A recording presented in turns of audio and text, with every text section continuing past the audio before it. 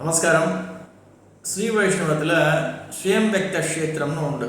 அதாவது 8 க்ஷேத்திரங்கள் சுயம்புவா பெருமாளே தோன்றுறது. அதுதான் ஸ்வயம்பக்த க்ஷேத்திரம். சில கோயில்கள் மனுஷா பிரதிஷ்டை பண்ணியிருப்பா, ராஜாக்கள், ரிஷிகள், தேவர்கள்லாம் பிரதிஷ்டை பண்ணிருப்பா. ஆனால் இந்த 8 க்ஷேத்திரங்கள் மட்டும் ஸ்வயம்பக்த க்ஷேத்திரம், அதாவது சுயம்புவா பெருமாளே தோன்றி சேவை சாதிக்கிற க்ஷேத்திரங்கள்.